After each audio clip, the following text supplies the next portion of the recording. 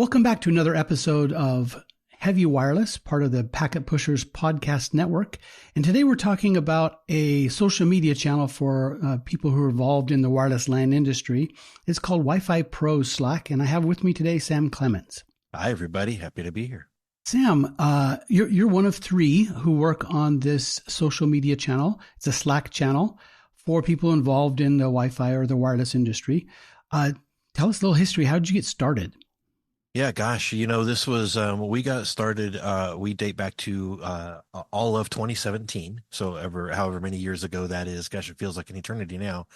But it was sort of the heyday of social media and Twitter and a lot of infighting and bickering. And I very, very distinctly remember the conversation I was having with May at the time. And it was very much a sort of a lamenting that we've all arrived at a place where, sort of our primary social media platform is just full of so much discourse and, these shots across the bow and, 140, 280 characters.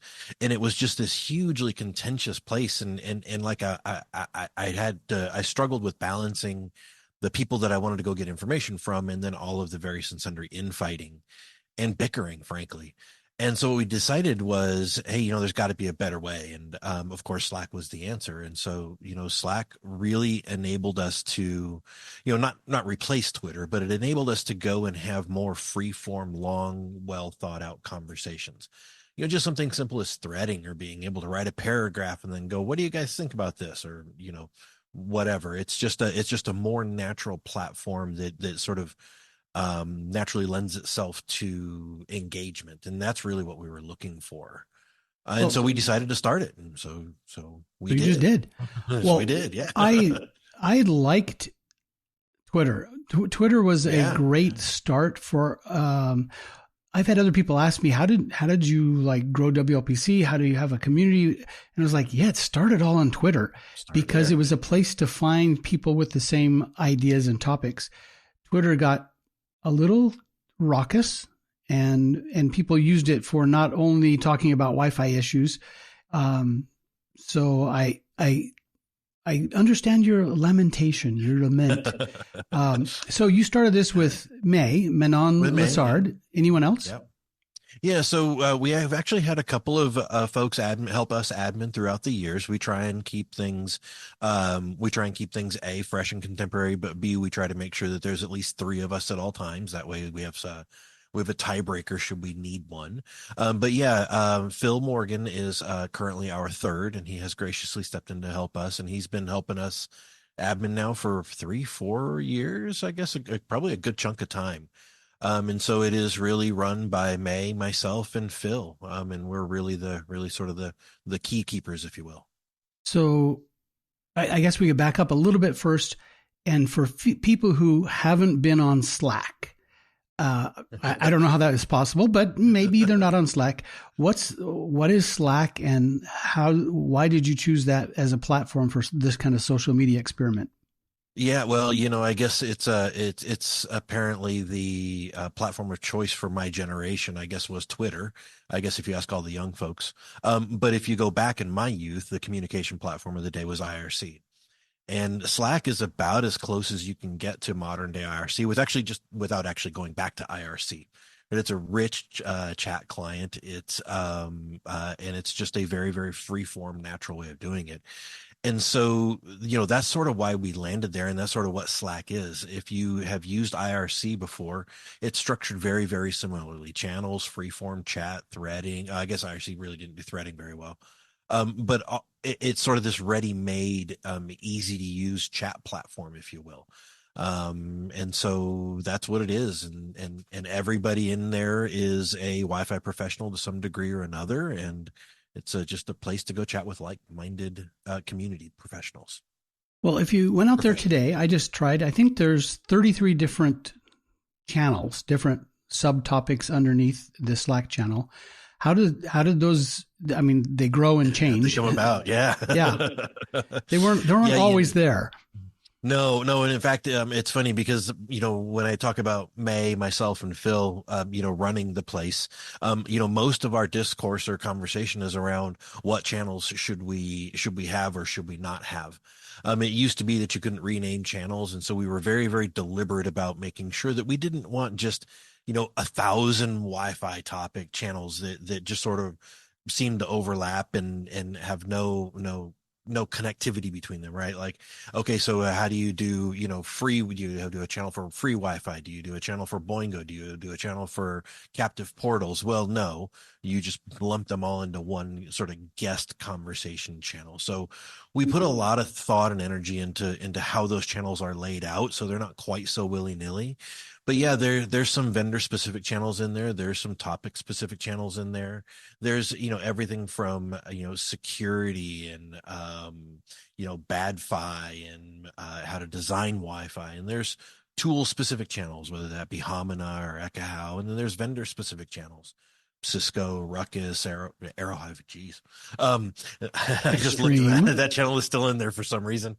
Apparently, I'm going to need to clear that one out. Aruba, HPE, and the like. And so we've tried to make it as easy to engage so that you don't just sort of join and then get flooded by everything you don't want. If you're a Juniper Mist kind of a person, you probably don't want to hang out in the Cisco channels or the Aruba, or I guess with the Aruba channels now. It all gets so confusing with the vendor acquisitions, but yeah, that's how we try and slice and dice them, and that's how we try and bring some sanity to sort of the community that we've ended up having grow up around us. Well, one of the things you've done gratefully for the last couple of WLPCs is you'll give kind of a status report, an update on what's the kind of traffic that we're seeing, the growth, and one of the things I find interesting. So I'll just kind of let you run here with it, but is the difference between direct messages and group messages and the ratios there. So I'll just let you give us some stats about the Wi-Fi Pro Slack channel.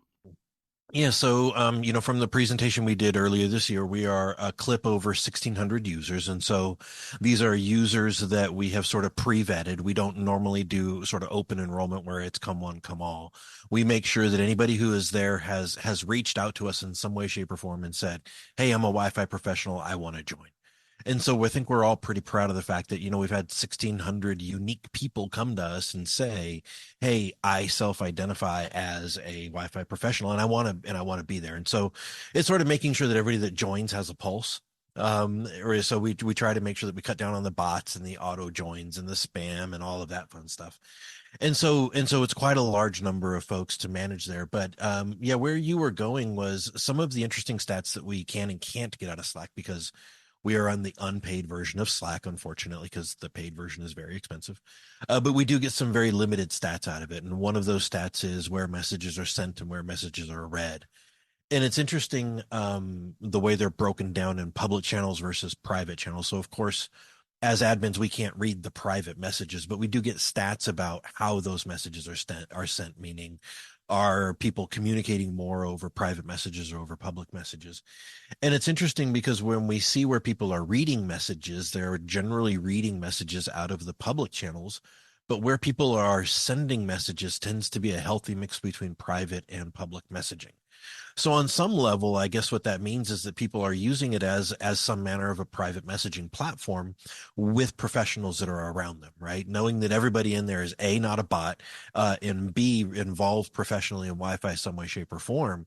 What it tells me is that there's more going on than just what's happening in the public channels. There's this sort of behind the scenes collaboration is what I take it as that's occurring. That seems to have grown very, very organically again. Well, speaking of growth, you said you have a little over 1,600. How did it start? How long has it been around? What's the growth look like? Yeah, so when we did, so we started originally in 2017, and when we look at I don't have the number of users stats as far as joined users are concerned year over year, but we definitely do see bumps in the user trends, especially along about WLPC, and then we see a dip in usage every year right around Christmas time. But as we go back and we look at sort of our 2018 stats, one of our original stats that we got was, we had a whopping 3,500 messages that were sent on the platform. And we thought that was amazing and astounding that people, less than a year after it was birthed, we've had these almost over, 3,500 messages, which is just jaw-droppingly awesome. And the stats this year we're at about 500,000 messages. And so it's sort now that is jaw-dropping. Yeah, yeah, exactly. And so like we sort of sit back and go, okay, we intended to build a platform, but we had no idea that it was going to be, such an intensely used platform. And obviously that's a dovetailing of a lot of different things that have occurred in the market, the state of Twitter, right, being number one, the state of social media in general being problematic. And so it's just a clean, clear place for people to go and be around people that are like them. I like that. And I like that sentiment. Let's pause for just a moment to tell you about Human Infrastructure and Packet Capture, 2 weekly Packet Pushers newsletters you can subscribe to for free. Human Infrastructure delivers informative technical blogs, links to tech resources and tools, plus IT news stories and new product announcements, all with commentary by the Packet Pushers. There's also Packet Capture, a weekly digest of everything the Packet Pushers have published over the past 7 days, including podcasts, blogs, and YouTube videos. It's an easy way to find the episodes and content you want.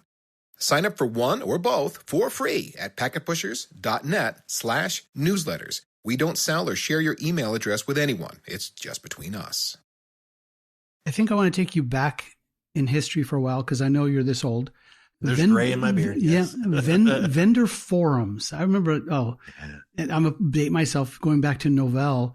That the vendor forums worked because there was forum managers who got people to talk between each other and answered and kind of kept the bad guys out and tried to encourage the good guys. And others have tried to replicate that over the last 2 decades I've been in this industry. And what they've tried to do is find a place for people to talk. And the worst kind of forum you have is one that's kind of an echo chamber. You go post something, and all you hear is hello, hello, hello. So I think the success of getting 500,000 conversations going is that you have 500,000 conversations going, that there's others that are listening. I see people post. I leave when I'm working at my desk. I usually leave a Slack window open and quickly respond if there's things that trigger me. Obviously, a lot of other people are doing the same thing. Do you have any insight on what things are kind of active on a daily basis there if someone was thinking of joining up? No. Having said that, I can tell you that, we certainly do tend to have some more popular channels than not, right? Of course, general is sort of the dump all of everything. And so everybody sort of starts there. And then sort of beyond that, I feel like the Wi-Fi design tools channels are pretty active. I would say the Ekao and the Hamina channels, and then the major OEMs, the Ciscos and the Arubas of the group.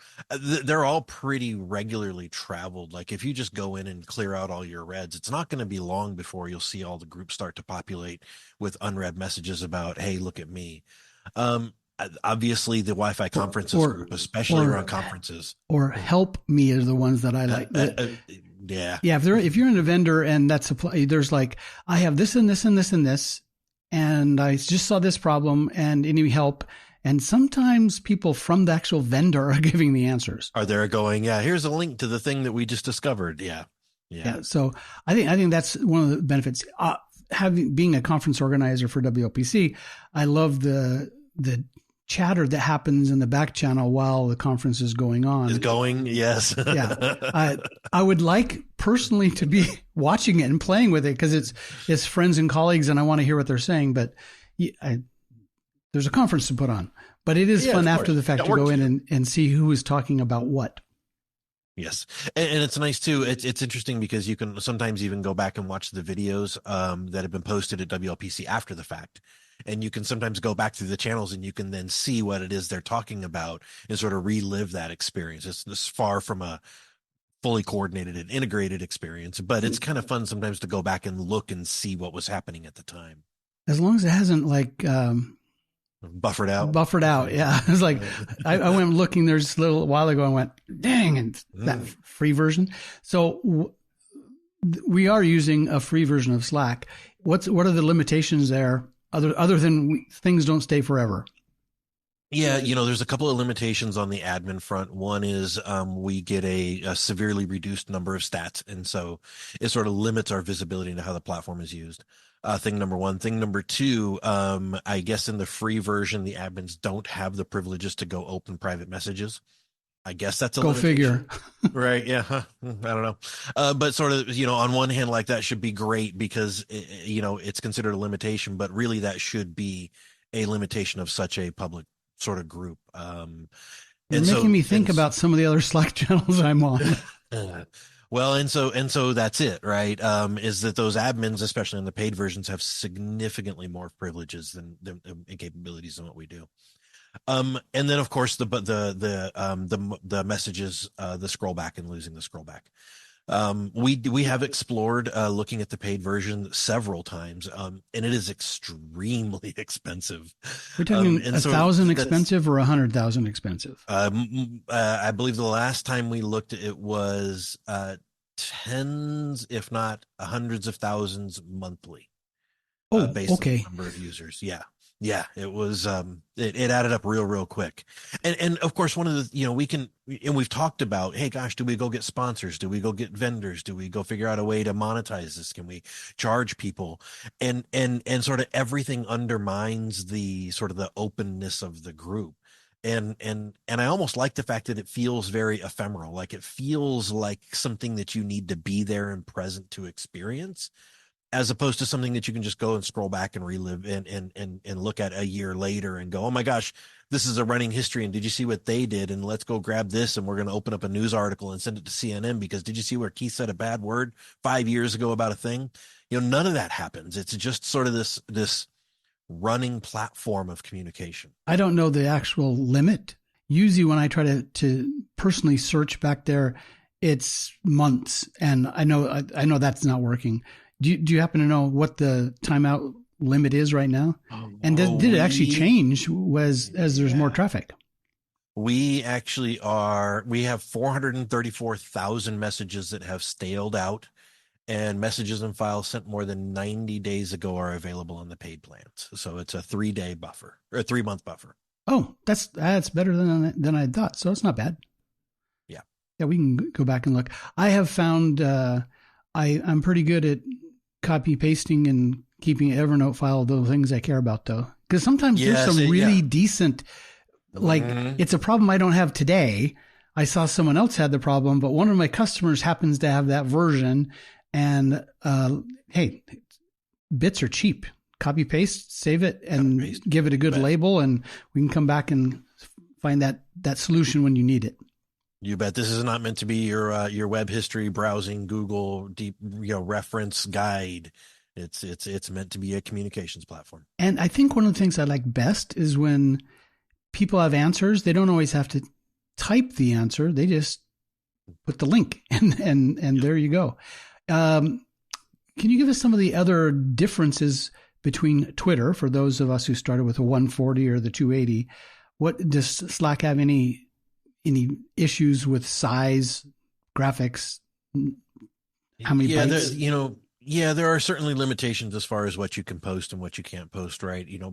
Please don't go rip a DVD and post, a 4.7 gig ISO on the store. That would be probably not friendly of you. But generally, small images and inline images and replies and text manipulation and the like is fairly common. On the Slack platform. Obviously in Twitter, right, it's all web post, single individual messages that you have to go back and reply to. The threading on Twitter is in my book leaves a little something to be desired, especially when you start dealing with multiple threads within a conversation, where you end up with somebody who starts off with a question and then you've got a tangent and then somebody gloms onto a bit of a tangent. That feels a little more difficult to navigate in Twitter than it does in Slack. But that could just be me. And that also could be not a lot of flame wars going on like in Twitter, but there have been the side of thread everything, and the other side of don't thread unless you need to. We try and let people self-police as much as possible. Look, May, Phil, myself, we have a set of guidelines. We have a set of rules, right? Don't be an idiot kind of rules. Don't do anything illegal and the like. And they're posted in the Slack. But we largely try and let people self-manage. And we try and stay, we go and watch and we monitor and we certainly keep an eye on all the channels. But when those sort of contentious things happen, we see them and we try and let them self-resolve, because we're a bunch of professionals here. I mean, it literally has pros in the word, right? If you're not going to bring your professional self, then maybe the professional space isn't for you. Not to say that you can't kid or joke around. Obviously, there's a lot of that going on, but we do like to think that we're reasonably mature adults here, and so let's not do dumb things. That's always been a good byword to have. Just don't be stupid. Yeah. And there are specifics written down in case somebody wants to know what stupid means. Yes, we do have them all written down, but we're not lawyers. We're not going to sue you. We're going to kick you out of the group, and that's it. So have you had to kick people out? Yeah, we try and avoid talking about the negatives, but we have had on occasion need to rely on the rules that have been written down. Yes. And it's good that we have them, and it's good that Phil and May and I are sort of well versed in how we handle that.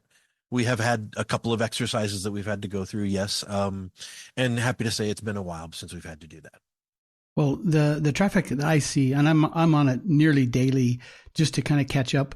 And I don't know how many people, you might even have the stat for this.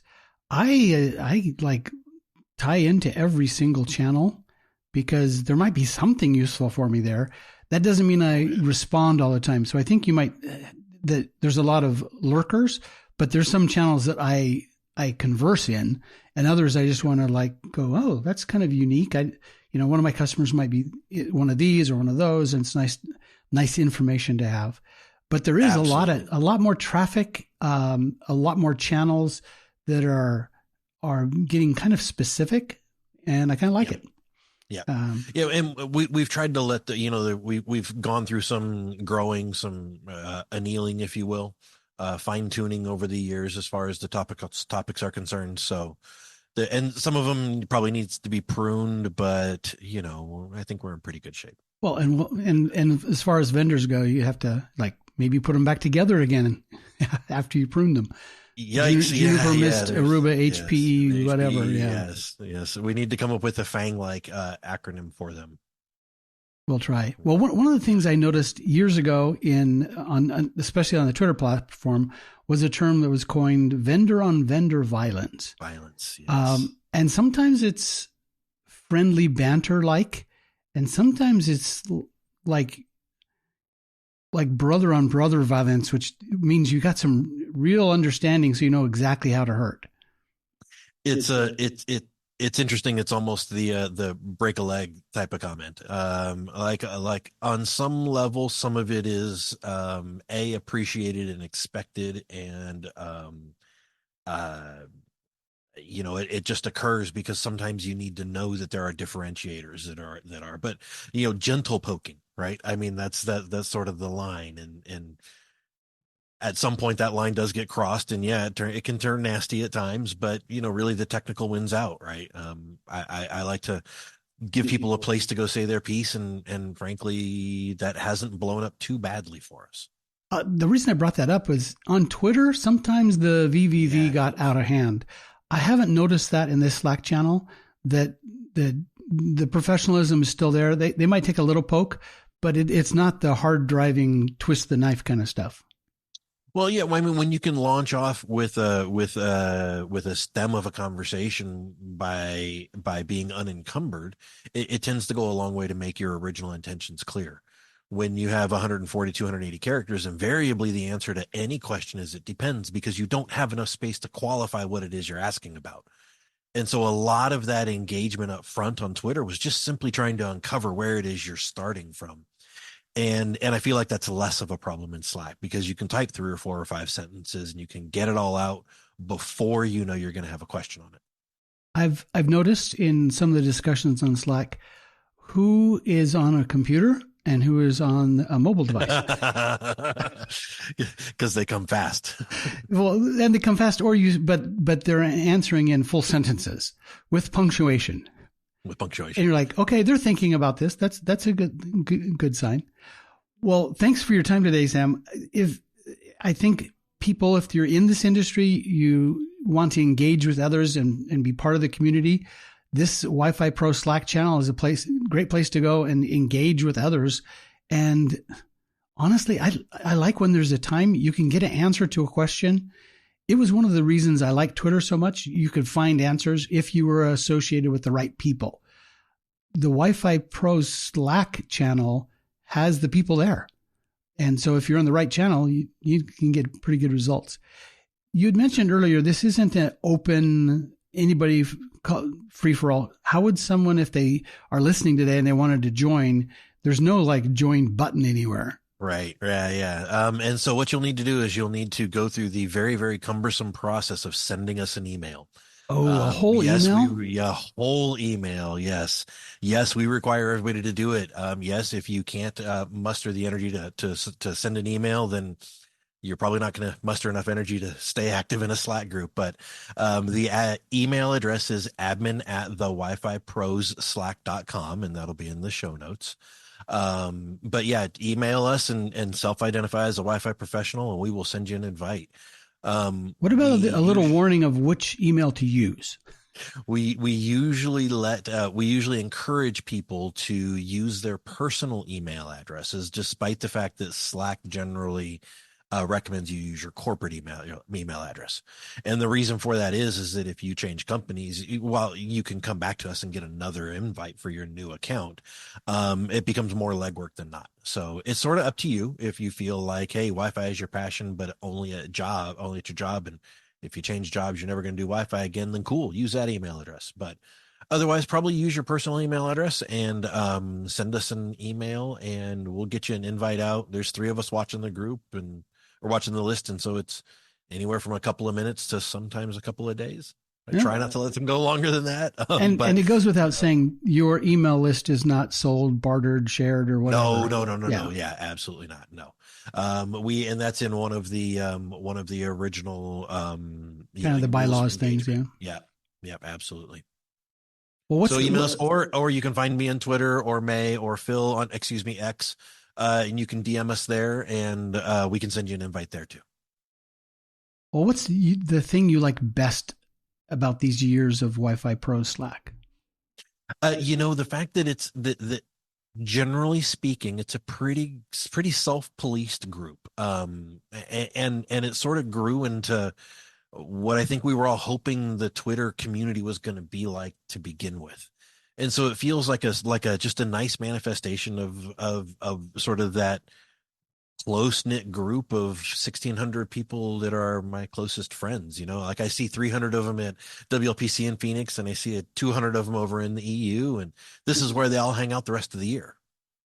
Well, fantastic. I appreciate your time today, Sam, in not only in spending the time with the podcast, but spending the last couple of years managing and babysitting along with Phil and May, the Wi-Fi Pro Slack. Well, thanks for your time.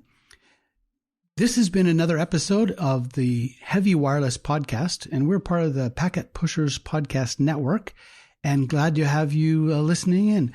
We'll be back in another episode in another week. Thanks for your time.